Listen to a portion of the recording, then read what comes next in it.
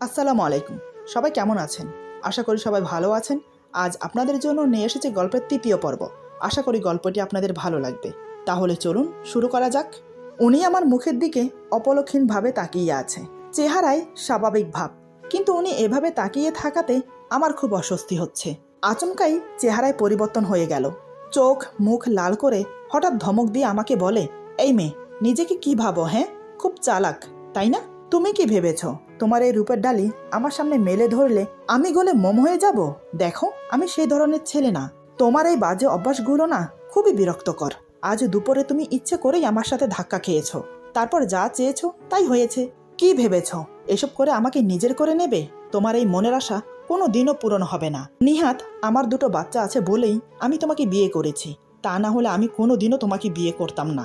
শুধু তোমাকে কেন, তোমার থেকেও বিশ্ব সুন্দরী চলে আসলেও আমি বিয়ে করতাম না। তুমি এসব চাল চেলে আমার স্ত্রীর জায়গা কোনো দিনও হাসিল করতে পারবে না। ভালোবাসা বোঝো? একটা ছেলে যখন একটা মেয়েকে তার সর্বোচ্চ দিয়ে ভালোবাসে, তখন সে তাকে কখনো ভুলতে পারে না। আমি ঈশাকে আমার থেকেও বেশি ভালোবাসতাম। ওকে ভোলা আমার পক্ষে কোনোভাবেই সম্ভব না। তাই বারবার বলছি, আমার থেকে দূরত্ব বজায় রাখো। নেক্সট টাইম এমন কিছু করবে না যাতে আমি বাধ্য হই তোমাকে এই বাড়ি থেকে বের করে দিতে। আর তোমার ছলা কলা তোমার কাছেই রাখো, আমার উপর প্রয়োগ করতে এসো না, তাহলে কিন্তু এর ফল ভালো হবে না। তোমাকে বিয়ে করেছি আমার বাচ্চার দেখাশোনা করার জন্য, আমার বউ হওয়ার জন্য না। কথাটা যেন মনে থাকে। এবার যেতে পারো। ওনার কথাগুলো শুনে আমি পাথরের মুক্তি হয়ে গেছি। চোখ দিয়ে টপ টপ করে জল পড়ছে। আমি তো ইচ্ছে করে ওনাকে ধাক্কা দেইনি, উনি তো নিজে থেকে আমার সামনে এসে পড়েছে। আমি তো স্বামীর অধিকার চাইনি, তাহলে উনি আমাকে এতগুলো কথা কেন শোনালো? আমি বসে বসে এসব কথা ভাবছি। আমাকে এভাবে বসে থাকতে দেখে উনি আবার বলেন, কি হলো, যাচ্ছ না যে? এত কিছু শোনার পর কিছু কি বলার আছে? আমি কান্নাজড়িত গলায় বললাম, আপনি আমাকে ভুল বুঝছেন, আমি সত্যি বলছি। বিশ্বাস করুন, আমি আপনাকে ইচ্ছে করে ধাক্কা দেইনি। এই বাড়িতে আসার পর থেকে যা যা হয়েছে সব এমনিতেই হয়েছে। আমি ইচ্ছে করে কোনো কিছু করিনি। আর আমি এই বাড়িতে আপনার বউ হয়ে এসেছি আপনার জন্য না, শুধুমাত্র বাচ্চা দুটোর দিকে তাকিয়ে।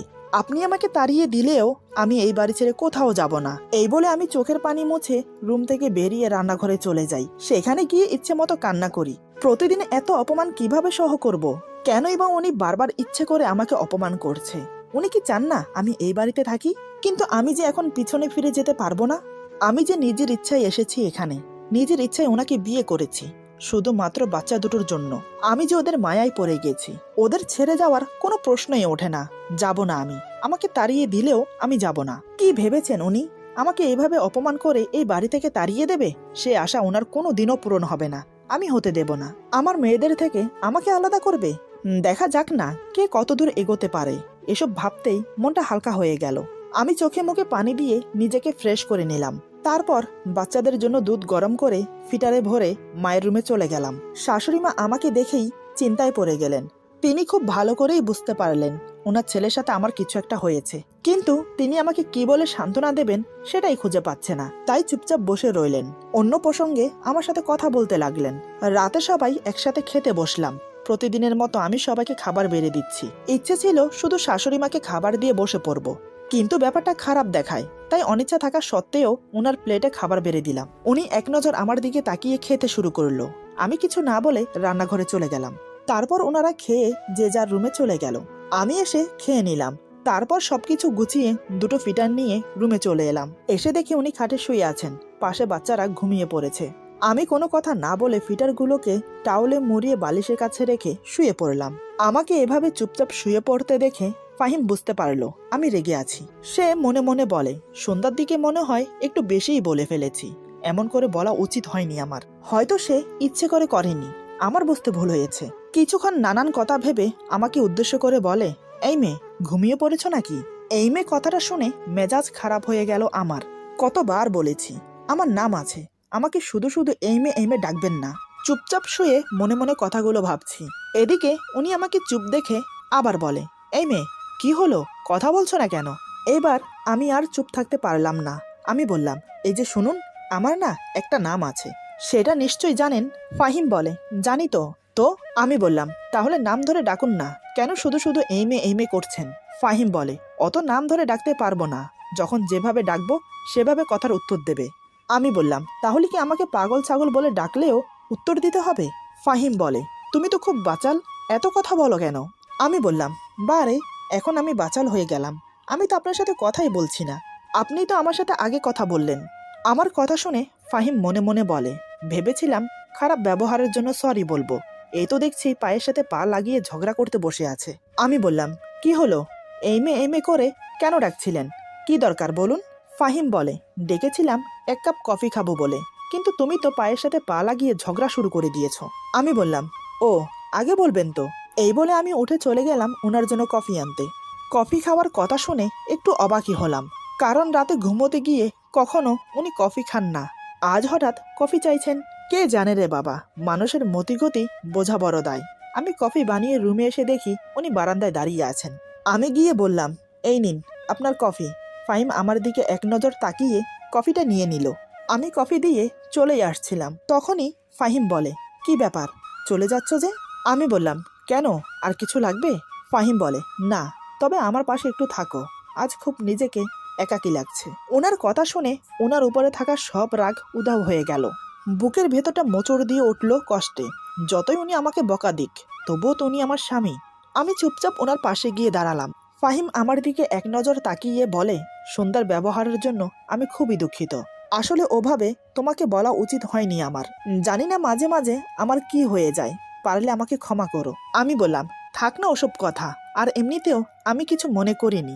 আপনি আমার স্বামী, যদিও আপনি আমাকে স্ত্রী হিসেবে মানেন না, কিন্তু তারপরও আমরা স্বামী স্ত্রী।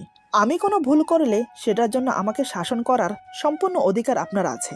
আর একটা কথা, কখনো নিজেকে একাকী বা অসহায় মনে করবেন না, কেননা আমরা সবাই আপনার পাশে আছি। আমাদের 2টো মেয়ে আছে, তাদের কথা ভেবে অন্তত নিজেকে ধুকে ধুকে শেষ করবেন না। আপনার যদি কিছু হয়ে যায় তাহলে আমাদের কি হবে?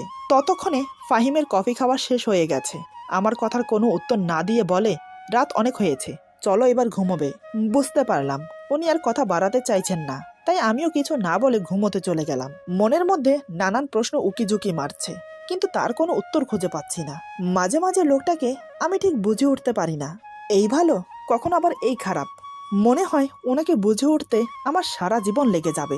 আমি খাটের এক পাশে শুয়ে মনে মনে কথাগুলো ভাবছি, অপর পাশে উনি শুয়ে আছেন, মাঝখানে আমাদের 2 মেয়ে। কি মনে হতেই একবার ওনাকে দেখে নিলাম, দেখে উনি অন্যদিকে ফিরে শুয়ে আছেন। হালকা নিঃশ্বাসের শব্দ ভেসে আসছে, বুঝতে পারলাম উনি ঘুমিয়ে গেছেন। আমি অন্যদিকে ফিরে ঘুমানোর চেষ্টা করলাম। কিছুক্ষণের মধ্যেই 2 চোখ জুড়ে ঘুম নেমে এলো। সকালে ওনার আগে আমার ঘুম ভাঙলো। বিছানা ছেড়ে উঠে ওয়াশরুমে চলে গেলাম ফ্রেশ হতে। কিছুক্ষণ পর ওয়াশরুম থেকে বেরিয়ে দেখি মেয়েগুলোর গায়ে থেকে চাদর সরে গেছে। যেহেতু উনি ঘুমোচ্ছেন তাই আমি পাশ ঘুরে গেলাম না, ওনার উপর দিয়ে ঝুঁকে মেয়েদের গায়ে চাদর টেনে দিতে লাগলাম। কিন্তু বিধিবাম, যেই না আমি ঝুঁকেছি হঠাৎ উনি নড়ে চড়ে ওঠে। এটা দেখে আমি তৎক্ষণাৎ সরে আসতে চাইলাম, কিন্তু হাতের ভার সামালতে না পেরে ওনার উপর পড়ে যাই, আর উনি সেই সুযোগে আমাকে শক্ত করে জড়িয়ে ধরে নিজের বুকের সাথে মিশিয়ে নিল। ঘটনাটা এত তাড়াতাড়ি হয়ে গেল যে নিজেকে সরিয়ে আনার চেষ্টা করেও ব্যর্থ হলাম। এদিকে উনি আমাকে বুকে নিয়ে চাদর দিয়ে আমাকে ঢেকে দিল। এক পা আমার পায়ের ওপর তুলে দিয়ে 2 হাতে আমাকে শক্ত করে বুকের সাথে জড়িয়ে রাখলো। টুপ করে আমার মাথায় একটা চুমো দিয়ে আমার কপালে আরেকটা চুমো দিল। ওনার শরীরের উষ্ণতাপে আমার শরীরে অন্যরকম একটা অনুভূতি ছেয়ে যাচ্ছে। আমিও স্থির হয়ে চুপটি করে ওনার টি-শার্ট 2 হাতে খামচে ধরে মুখ গুজে দিলাম ওনার বুকে। উনি আমার কপালে আরেকটা চুমো দিয়ে বলে, কেন দূরে দূরে থাকো ঈশা? আমাকে কষ্ট দিয়ে কি মজাটা পাও তুমি? আমি তোমাকে কতটা ভালোবাসি, তুমি কি সেটা বোঝো না? কেন বারবার কষ্ট দিচ্ছ আমাকে? আজ আমি তোমাকে আর ছাড়বো না। আজ আমি আমার সবটুকু ভালোবাসা তোমাকে উজাড় করে দেব। উনি বিড়বিড় করে আরো অনেক কথা বলছে। আমি ভেবেছিলাম উনি আমাকে ইভা মনে করেই আমাকে আদর করছে, কিন্তু এ কি, উনি তো ঈশা আপুর নাম নিচ্ছে। তার মানে উনি ঘুমের মধ্যে আমাকে ঈশা মনে করে জড়িয়ে ধরেছে। ব্যাপারটা বুঝতে পেরে মনে মনে খুব কষ্ট পেলাম। অজান্তেই 2 ফোঁটা চোখের জল গড়িয়ে পড়ল। আমাকে বুকে নিয়ে আমার নাম উচ্চারণ না করে অন্য কারোর নাম তিনি মুখে নিচ্ছেন। এটা শুনে নিজেকে স্থির রাখতে পারছি না। যদিও ঈশা আপু বেঁচে নেই, কিন্তু স্বামীর বুকে মাথা রেখে যখন অন্য কারোর নাম শুনতে হয় তখন কষ্টে আর যন্ত্রণায় বুকের ভেতরটা ফেটে যায়। একমাত্র মেয়েরাই বোঝে এমন পরিস্থিতিতে কেমন লাগে। যাই হোক, আমি নিজেকে কোনো রকম সামলে নিজেকে ছাড়ানোর চেষ্টা করলাম, কিন্তু না, কোনোভাবেই পারছি না। উনি আমাকে এত শক্ত করে জড়িয়ে ধরেছে, কোনোভাবেই নিজেকে ছাড়ানো সম্ভব না। তাই আমি চুপটি করে ওয়েট করতে লাগলাম। কিছুক্ষণ পর দেখলাম উনি আবার ঘুমিয়ে গেছেন। তাতেই হাতের বাঁধন আলগা হয়ে গেল। আমি ধীরে ধীরে নিজেকে ছাড়িয়ে নিলাম। মনের দিক দিয়ে আমি খুব ভেঙে পড়েছিলাম তখন। মেয়েগুলোর গায়ে চাদর দিয়ে গুটি গুটি পায়ে বেরিয়ে গেলাম রুম থেকে। আজ ওনার ছুটি, অফিসে যাবে না, তাই আমিও আর ওনাকে ঘুম থেকে ডাকলাম না। নিজের কাজে ব্যস্ত হয়ে গেলাম। হাতের কাজ শেষ করে বারান্দায় বসে কানে ইয়ারফোন গুজে মনে সুখে গান শুনছি আর এক মগ কফি খাচ্ছি। হঠাৎ অনুভব করি পিছন থেকে কে যেন চুল টানছে। তাই ঘাড় ঘুরিয়ে তাকাতেই দেখি মিস্টার ফাহিম রাগী মুখ নিয়ে আমার দিকে তাকিয়ে আছে। আমি সাথে সাথে ইয়ারফোন খুলে বললাম, কি ব্যাপার, চুল টানছেন কেন? ফাহিম রাগী ভাব দেখিয়ে বলে, তোমাকে যে আমি এখনো বারান্দা থেকে নিচে ফেলে দেইনি, এটা তোমার কপাল বলো। আমি ভুরু কুচকে বললাম, সাত সকালে আমি আপনার কি ক্ষতি করেছি? হ্যাঁ। ফাহিম বলে, কি করনি সেটা বলো। কতক্ষণ ধরে তোমাকে ডাকছি, কোনো সারা শব্দ নেই। মহারানী এখানে বসে গান শুনছে। আমি বললাম, ডেকেছেন কেন? ফাহিম বলে, আমার সম্পর্কের একটা ভাই হয়, সে এসেছে, কয়েক মাস হয়তো আমাদের বাসায় থাকবে। আমি বললাম, ভালো তো। ফাহিম বলে, তুমি গিয়ে দরজা খুললে হয়তো আরও ভালো হতো। এখন ভালো হয়নি, সাত সকাল আমার ঘুমটা মাটি করে দিল ফোন দিয়ে। আমি বললাম, ভালো হয়েছে। ফাহিম বলে, আবার? আমি বললাম, মা ডাকছে, আমি গেলাম। এই বলে বারান্দা থেকে চলে না আসলে আজকে এমন ঝগড়া লাগতো যে আশেপাশের মানুষ এক জায়গায় জড়ো হতো। তার চেয়ে ওনার কাছ থেকে দূরত্ব বজায় রাখা ভালো। আমি নিচে এসে সব রান্নাবান্নার কাজ সেরে রেখেছি। শাশুড়ি মার পায়ে ব্যথা, তাই তার রুমে খাবার দিয়ে এসে ডাইনিং টেবিলে খাবার সাজিয়ে ফাহিমকে ডাকতে যাওয়ার আগেই সে হাজির হয়েছে। সাথে তার দুঃসম্পর্কের ভাই, সেও এসেছে। তাকে দেখিয়ে বলে, এ হলো তমাল, আমার ভাই হয়। আমি বললাম, জি, আসসালামু আলাইকুম। তমাল আমার দিকে অবাক চোখে তাকিয়ে বলে, ওয়ালাইকুম সালাম ভাইয়া, নতুন ভাবি দেখতে বেশ সুন্দরী। তমালের কথায় ফাহিম কিছু বলল না। আমি বললাম, আচ্ছা আপনারা বসুন, খেয়ে নিন। ফাহিম বলে, তুমি খাবে না? আমি বললাম, পরে খাবো। ফাহিম বলে, মাহিরা মাইশা ঘুম থেকে উঠে গেলে তোমার খেতে অনেক দেরি হবে, তার থেকে ভালো এখন খেয়ে নাও। আমি বললাম, এই বলে ফাহিমের কথা মতো খেতে বসেছি। ফাহিম আর তমাল কথা বলে যাচ্ছে আর আমি চুপচাপ খাবার খাচ্ছি। কিন্তু কয়েকবার মনে হলো আমার পায়ে কিছুতে যেন খোঁচা লাগছে, হয়তো বিড়াল হবে। তবে এই বাসায় তো বিড়াল নেই, তাহলে কি উনি খোঁচা দিচ্ছেন? কিন্তু উনি এমন করবে বলে তো মনে হয় না। তাও আমি জিজ্ঞেস করলাম, বাসায় কি বিড়াল আছে যে আমার পায়ে খোঁচা দিচ্ছে? ফাহিম বলে, কই না তো। আমি বললাম, তাহলে আপনি দিয়েছেন। ফাহিম বলে, না, কোনো দরকার হলে তোমাকে বলবো, এসব খোঁচাখুচি কেন করব? আমি বললাম, ও। মনে মনে ভাবতে লাগলাম, আমরা তিনজন ছাড়া এখানে আর কেউ নেই, তাহলে কি তমাল এরকম করেছে? কিন্তু ও কেন এমন করবে? দেখে তো মনে হয় ভালো ছেলে। খাওয়া দাওয়া শেষ করে ফাহিম কাজ আছে বলে বাইরে চলে গেল। আমি নিজের রুমে মাহির আর মাইশাকে খাইয়ে দিয়ে আমার পাশে শুয়ে রেখেছি। সকাল সকাল ঘুম থেকে ওঠার কারণে এখন অনেক ঘুম পাচ্ছে, তাই ভাবলাম এই সময়টাই একটু ঘুমিয়ে নেওয়া যাক। এই ভেবে বাচ্চাদের পাশে শুয়ে পড়লাম। চোখে ঘুম লেগে যাচ্ছে। ঠিক সেই সময় কেউ বলে ওঠে, ভাবি, আপনাকে খুঁজে বেড়াচ্ছি আর আপনি ঘুমোচ্ছেন। আমি তাড়াতাড়ি গায়ে ওড়না দিয়ে উঠে বসে দেখি তমাল। আমি বললাম, আপনি কি জানেন না কারো রুমে ঢোকার আগে দরজা নক করতে হয়? তমাল বলে, ভাবির সাথে দেবরের সম্পর্কে এত ফর্মালিটি দরকার হয় না। আমি বললাম, সেটা আপনার অন্য ভাবিদের সাথে করবেন, আমার সাথে না। তমাল বলে, আরে মিষ্টি ভাবি, রেগে যাচ্ছেন কেন? আমি বললাম, আমাকে কেন খুঁজছেন সেটা বলুন। তমাল বলে, এই তো একটু গল্প করার জন্য। আমি বললাম, ও আচ্ছা। তমাল বলে, ভাইয়ের সাথে আপনার সম্পর্ক ঠিক স্বামী স্ত্রীর মতো না, কি তাই না? আমি বললাম, আমরা স্বামী স্ত্রী হলে সম্পর্ক অন্য কিছু হবে কেন? তমাল বলে, এত ধাজ নিয়ে কথা বলা ঠিক না, মিষ্টি চেহারায় মিষ্টি করে কথা বলতে হয়। আমি বললাম, আপনার সাথে পরে কথা হবে, এখন আপনি যান। তমাল বলে, আচ্ছা, পরেই না হয় আসবো। এই বলে তমাল চলে গেল। তমাল রুম থেকে বের হওয়ার পর আমি দরজা লক করে দিলাম। এখন বুঝতে পেরেছি খাবার টেবিলের কাজটা তমাল করেছে। ওর কথাবার্তা ভালো না, তেমন চোখের চাহনি বড্ড খারাপ। খাবার টেবিলের কথা মনে পড়তেই রাগে গা জ্বলে যাচ্ছে। সারাদিনে কাজে না থাকায় রুমে থাকতে পেরেছি। সন্ধ্যার দিকে ফাহিম অনেকগুলো ফুচকা হালিম নিয়ে বাসায় ফিরেছে। তারপর সবাই একসাথে বসে খাচ্ছি। তখনই ফাহিমের অনেক ঝাল লাগে, তাই সে পানি নিয়ে আসতে গেল। সাথে শাশুড়ি মাও আমার হয়ে গেছে বলে নিজের রুমে চলে গেল। সেই ফাঁকে তমাল হঠাৎ করে আমার হাতের ফুচকাটা ওর মুখে নিয়ে নিল। এটা দেখে আমার খুব রাগ হলো। আমি বললাম, প্লেটে ফুচকা রাখা আছে, সেটা না খেয়ে আমার হাতেরটা নিয়েছেন কেন? এরকম অসভ্যতা আমি একদম পছন্দ করি না। তমাল বলে, পছন্দ করো না ঠিক আছে, তাহলে কি করবে? ভাইয়াকে বলে দেবে? দাও। আমি বললাম, হ্যাঁ অবশ্যই বলবো। তমাল মুচকি এসে বলে দেখো, বিশ্বাস করবে না।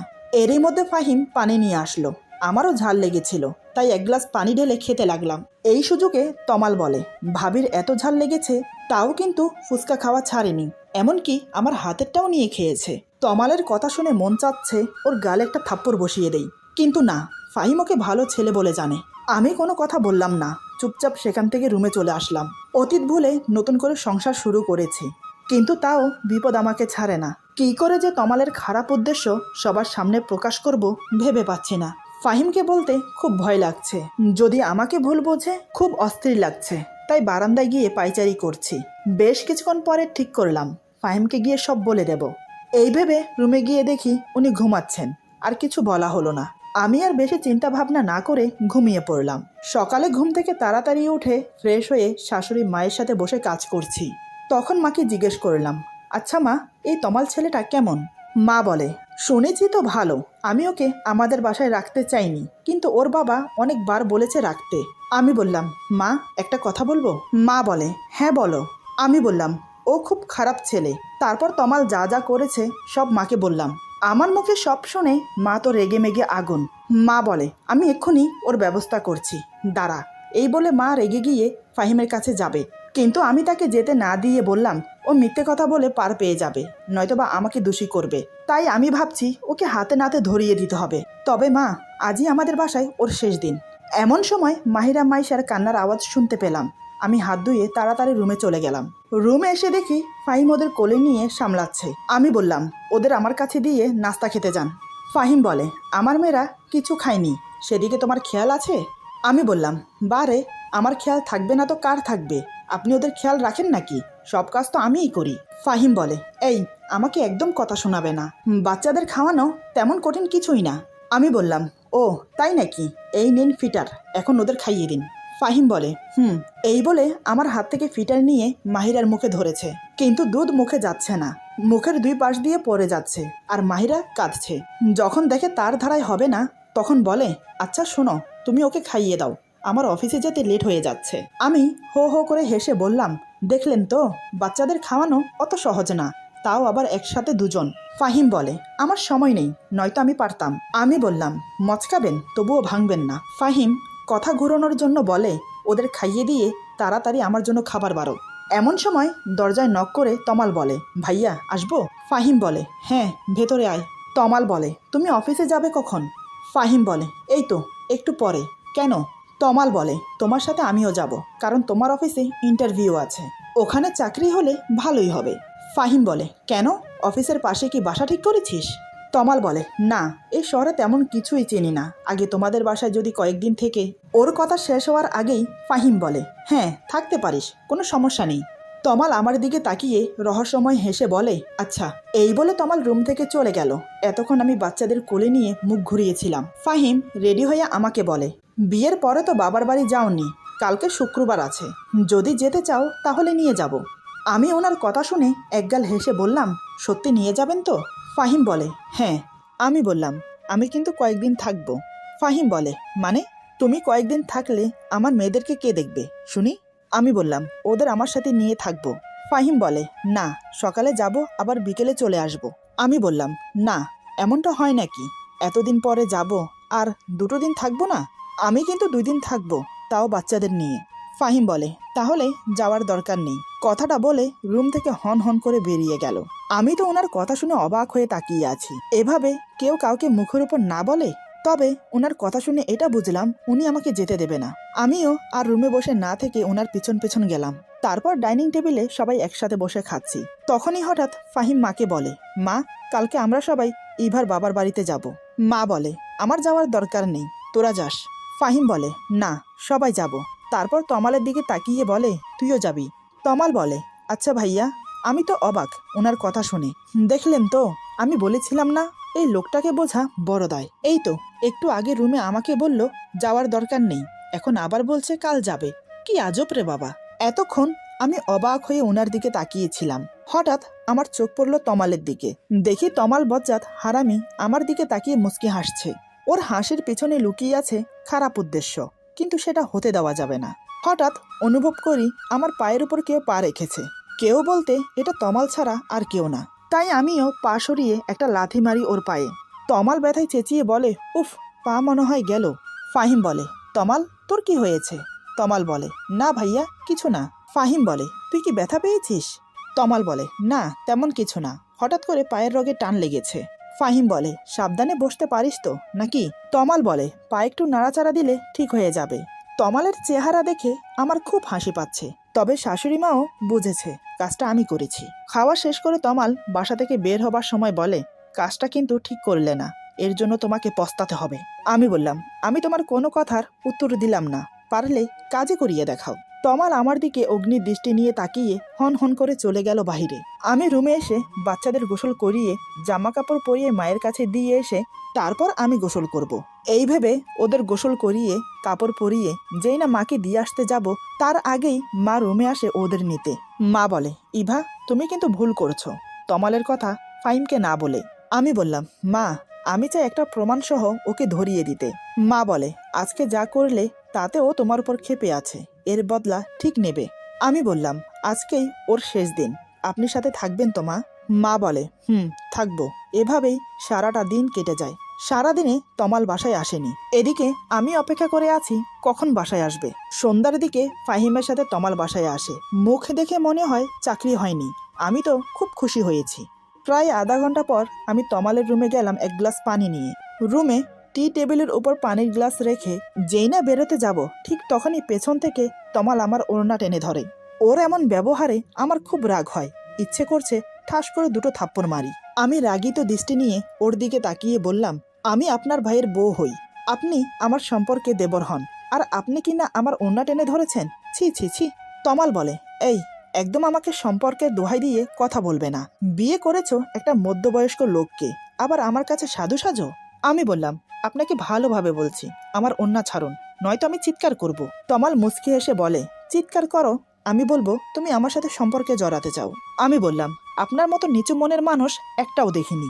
তমাল বলে, তোমার জন্য নিচু মনের মানুষ হতে হয়েছে। তুমি জানো, প্রথম যেদিন তোমাকে দেখেছি সেদিন থেকে তোমাকে পাওয়ার জন্য মন হাহাকার করছে। তোমাকে ফাহিমের সাথে দেখতে পারি না, ও তোমার থেকে বয়সে অনেক বড়। আমি তোমাকে খুব সুখে রাখতে পারবো, যা ফাহিম কখনো পারবে না। তুমি রাজি হয়ে যাও, আমরা অনেক দূরে চলে যাব। ওর কথা শুনে আমি আমার রাগটা কন্ট্রোল করতে পারলাম না। দুই গালে ঠাস করে থাপ্পড় লাগিয়ে বললাম, তোকে এই কয়দিন অনেক সম্মান দিয়েছি, কিন্তু তুই সম্মানের যোগ্য না। আর কি বললি, ফাহিম আমাকে সুখে রাখতে পারবে না, তাই না? তাহলে শোন, তুই এক যুগ তপস্যা করলেও ফাহিমের মতো হতে পারবি না। ফাহিম আমাকে যতটা সুখে রেখেছে তা আগে কোনো দিনও থাকিনি আমি। আমার হাতে থাপ্পড় খেয়ে তমাল হিংস্র বাঘের মতো ফুঁসতে থাকে। আমার কথাগুলো হজম করতে পারলেও এখন মনে হচ্ছে আমার থাপ্পড় দুটো হজম করতে পারছে না। হঠাৎ সে যা করলো তা কল্পনাতেও ভাবতে পারেনি। এমন কিছু হবে আন্দাজ করেছিলাম, তবে হঠাৎ এতটা বাড়াবাড়ি রকমের হবে সেটা আমি কল্পনাও করতে পারিনি। এরপর যা হলো, আজকের গল্প এখানে সমাপ্ত। গল্পের বাকি অংশ পেয়ে যাবেন আগামী পর্বে। আশা করি গল্পটি আপনাদের ভালো লাগবে। গল্পটি ভালো লাগলো, খারাপ লাগলো, প্লিজ কমেন্টে জানাবেন। আপনাদের একটা কমেন্ট আমাদের সামনের দিকে এগোতে প্রেরণা জাগায়। নতুন নতুন প্লট তৈরি করতে আমাদেরকে অনেক সাহায্য করে। সবাই ভালো থাকবেন, সুস্থ থাকবেন, আর বন্ধুদের সাথে বেশি বেশি শেয়ার করবেন। আল্লাহ হাফেজ।